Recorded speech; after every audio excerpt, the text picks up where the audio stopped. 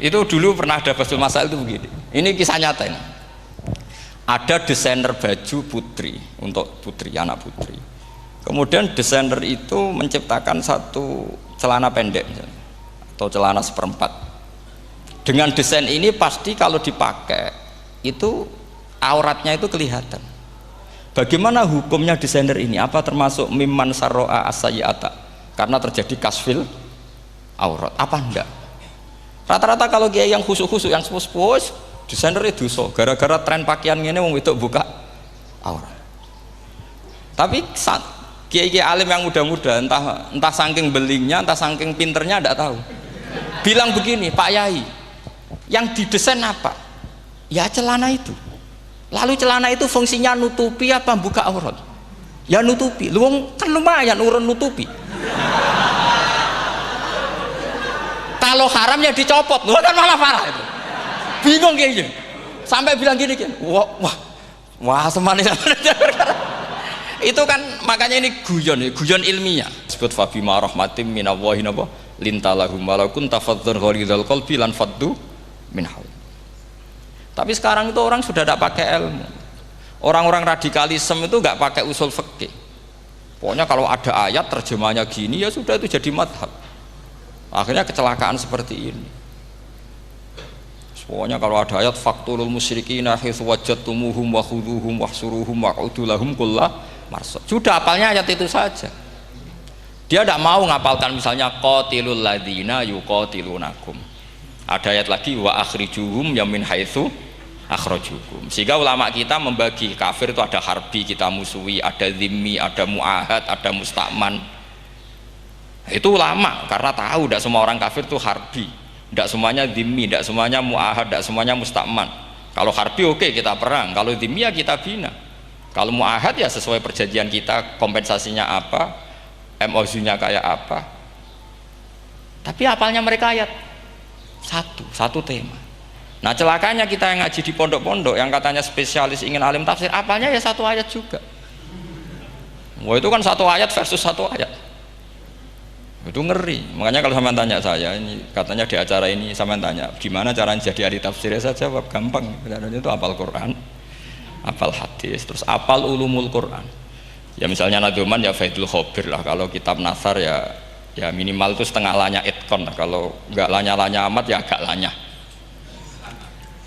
Karena kitab tafsir itu gampang, teorinya itu mudah sekali. Misalnya al-ibratu bi umumil lafzi la bi khususis sebab. Itu sama dengan kayak kaidah fikih. Karena kalau kaidah fikih itu saya itu pernah dibisui kiai itu. Ini kisah nyata itu. Dibisui kiai itu pas Basul Masail dulu saya itu masih sering mau Basul Masail. Tani mun pensiun mun mboten niku mun. Dulu saya dengan Gus Zofur putrane Mbah Mun itu sering makili Pondok Anwar Basul Masail fikih. Tapi tidak tahu ceritanya Gus Zofur jadi dokter tafsir, saya juga kok ya tahu-tahu menekuni tafsir.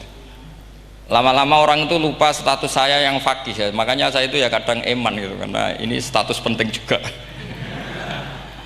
Tapi status fikih itu kadang memang menyesatkan. Karena begini, itu dulu pernah ada Basul Masail itu begini. Ini kisah nyata ini. Ada desainer baju putri untuk putri, anak putri.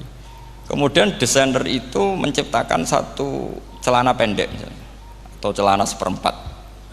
Dengan desain ini pasti kalau dipakai itu auratnya itu kelihatan. Bagaimana hukumnya desainer ini? Apa termasuk mimman sarro'a as-sayyi'ata? Karena terjadi kasfil aurat. Apa enggak?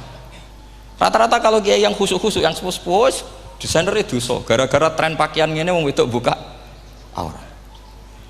Tapi kiai-kiai alim yang muda-muda, entah saking belingnya, entah saking pinternya, enggak tahu. Bilang begini, Pak Yai, yang didesain apa? Ya celana itu.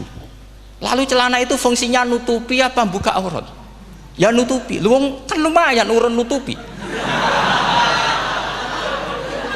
Kalau haram ya dicopot, lu kan malah parah itu. Bingung kayaknya. Sampai bilang gini kan, wah semanis. Itu kan makanya ini guyon ilmiah. Repotnya ngadepi orang alim muda itu kan mbok gedhingi ku ilmiah, mbok senengi fasik.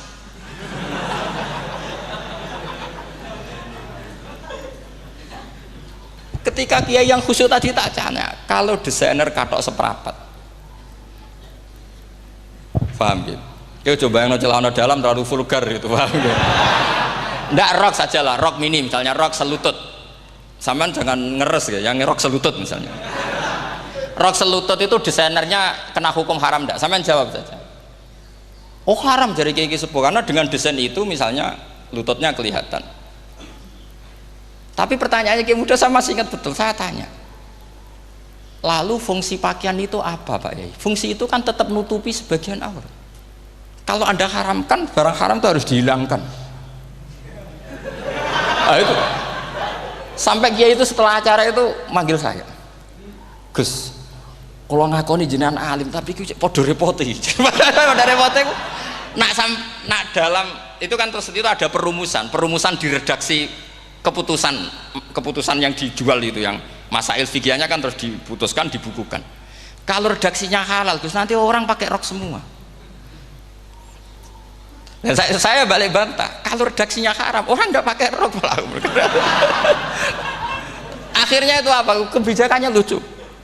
Buak we Gus, pertanyaan itu buak sak jawabannya oke. Jadi kita debat tidak jadi. Ini cerita ilmiah. Makanya sama tidak wajib anut saya ini terlalu ilmiah, jadi tidak baik untuk kehidupan kesalian kurang baik. Jadi ini. Tapi ini ilmu, tetap kaidahnya fikih ma la yudraku kullu la yudraku kullu. Jangan kalau tidak bisa nutupi aurat semua, lalu jangan sama sekali. Lungki kan kaidahnya kan gitu, ma la yudraku kullu la yudraku kullu. Misalnya Anda punya tetangga nggak mau pakai jilbab, nggak mau pakai pakaian muslimah, kamu tidak boleh bilang munisan raklambinan, tidak bisa. Ma la yudraku kullu napa malah yudroku kulluh nu la yudroku napa kulluh. Makanya ini kita harus hati-hati. Nah bayangkan sekarang orang meneliti Quran itu yudroku kulluh. Mestinya kalau Anda meneliti radikalisme, ayat yang terkait radikalisme diteliti semua. Ternyata di surat Taubat yang disebut suratus Saif yang bahkan haram baca bismillah, itu ada ayat wa in ahadum minal musyrikin nastajaroka fa'ajirhu hatta yasma'a kalam Allah summa ablighu makmana. Muhammad, kalau ada orang kafir mau belajar Quran sama kamu ya harus kamu pelajari hatta yasma'ah kalam Allah. Setelah mereka mau belajar ya ablighu makmana summa ablighu makmana, kamu harus menjamin keamanan dia. Itu di surat Taubat termasuk akhiru suratin nazalat, gak mungkin terjadi mansuh. Tapi orang-orang ekstremis selalu pakai faqatulul musyrikin haitsu, apalan itu terus. Yang orang liberal yang menaparin la ikraha fiddin, ya sudah seperti itu. Sing orang-orang ora tegas, ora tau nahi mungkar, ya ma arsalnaka ila rahmatal lil alamin, ngono terus. Yang kelompok tukang nahi mungkar ya ayatnya amen nahi mungkar. Saya tuh heran, kenapa mereka punya masalah dengan hafalan kayaknya. Kenapa sih hafalannya kok pedot itu? Kita yang hafal semua bingung jadi. Jadi akhirnya kita yang pinter anut sing goblok. Karena saya tuh pernah loh debat sama orang salaf, debat gitu. Setelah saya mengutarakan sekian hadis, ada tuh Pak hadis itu, waduh, harusnya kamu ngaji saya, ada debat tuh yang level. Kalau nggak level tuh nggak boleh kata itu. Itu kan ngeri. Makanya ini penting ya, kalau sampean tanya ingin jadi alim tafsir ya harus hafal Quran semua. Nah, kalau tidak mungkin yang nunggu orang semua mati baru Anda jadi ahli tafsir, karena tidak ada musuhnya. Tapi saya pastikan orang kafir pun bisa memahami Quran, yaitu tadi hatta yasma'ah kalam Allah. Sayyidina Umar itu masuk Islam itu gara-gara dengar adiknya baca Toha ma anzalna alikal Qur'ana litashqa illa tadhkiratal liman yakhsha tanzilam mimman khalaqal arda was samawati ula ar-rahmanu alal arsis tawa. Itu dia ma huwa bikalamil basar, tidak mungkin seperti ini karangan manusia, itu tidak mungkin. Akhirnya dia Islam. Banyak orang Islam karena diperdengarkan Quran, karena memang notnya sudah unik, makna kualitasnya juga sudah unik, semuanya itu unik, indah. Sampai sekarang pun orang kafir itu orang paling tahu Quran. Makanya Allah mensifati orang kafir itu hasadam min indi anfusihim mim ba'di ma tabayyana lahumul haq. Sekarang sama saya tanya, orang sing tabayyana lahumul haqqu itu orang faham apa orang tidak faham? Mereka orang kafir itu mengingkari Quran, padahal mim ba'dima tabayyana lahumul haqqu, setelah kebenaran nyata bagi mereka. Nyata bagi mereka artinya orang kafir faham apa tidak faham? Faham. Cuma mereka punya penyakit hasadam min indian. Mereka juga kalau ada ayat tentang ahkam yang memberatkan, mereka bilang i'ti bi Qur'anin ghairi hada au badil. Muhammad harusnya jangan tema itu yang diangkat, buat cari Quran yang lain yang enggak tema itu. Mereka sampai memilih tema itu karena paham apa karena tidak paham? Karena paham. Makanya di makalah saya pastikan ngaji tafsir itu gampang karena orang kafir pun bisa. Kalau kasus Ahok itu bukan paham itu melintir, beda. Paham sama melintir itu beda. Itu diterjemah kemenang tuh jangan mengangkat kawan orang Islam, bukan ngangkat pemimpin. Ya likanya kalau ngangkat teman saja tidak boleh, apalagi ngangkat pemimpin. Fatal mana berteman sama orang salah sama ngangkat. Saman kancanan maling itu apik nak menawa nang andani. Terus ngangkat, "Hei maling ke pimpinanku." Parah mana? Parah mana? Artinya sama saja ketika diterjemah jangan ngangkat teman. Sebetulnya ngangkat pemimpin lebih fatal. Itu kan mafhum awlawiyah, itu kan normal saja. Itu di Quran biasa, misalnya innalladzina ya'kuluna amwalal yatama dzulman, orang yang makan hartanya anak yatim secara zalim. Kamu bilang, "Gus saya tidak makan kok, sepeda motornya tak gasap, tak jual." Yang diharamkan kan makan. Wah ya sarap kalau gitu. Maknanya begini, memakan harta anak yatim artinya ifsad. Ifsad itu merusak. Nak ngono ikhraq, membakar atau mencuri sama dengan makan, bal asad, malah kan lebih apa? Lebih apa?